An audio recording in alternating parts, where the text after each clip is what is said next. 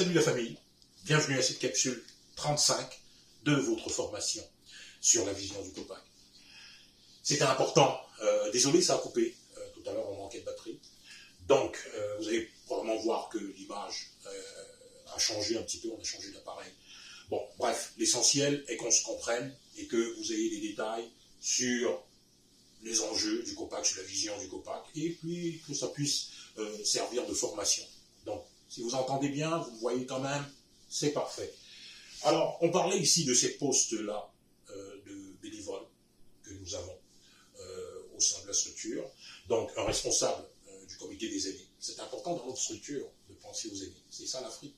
Okay, et d'avoir des aînés auprès de notre structure pour ce qui est de cette relation, justement, avec les jeunes, de ce rapport-là, intergénérationnel. Donc, on veut le conserver présent au sein de la structure Copac. C'est pour ça qu'il y a un comité des aînés. On a un comité des jeunes, qui est justement sous la responsabilité de la responsable ou le responsable des affaires socioculturelles, du bureau exécutif. On a un ou une responsable de la diversité culturelle et de la lutte contre toute discrimination. On a un ou une responsable des professionnels afrodescendants, comme on a dit. On a un ou une responsable des services sociaux, bien sûr. Quand on connaît la réalité, par exemple, des nouveaux arrivants, et notamment des Africains, des Afrodescendants, avec la DPJ, avec la réalité de toutes les lois qui sont liées aux droits parentaux. Donc, il faut s'assurer d'avoir des expertises et une ressource qui s'occupe de tout ça, de tout ce qui est services sociaux en réalité. Donc,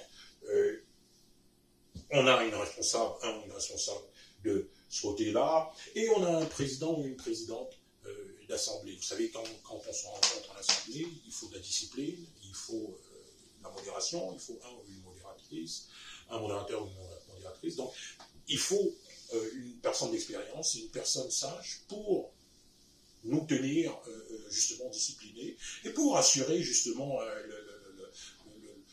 pour assurer que tout se passe bien justement lors de nos assemblées. Voilà. Donc, c'est ça. Et puis, bon, on a aussi ce poste honorifique que nous avons mis en place, qu'on a appelé des ambassadeurs et ambassadrices. C'est des personnes, c'est des ressources bénévoles qui sont d'origine non afrodescendante et qui font justement le lien d'amitié, de sympathie et de collaboration avec leurs différents pays d'origine, leurs différentes communautés ou organisations communautaires d'origine. Donc, c'est ça pour le bureau exécutif.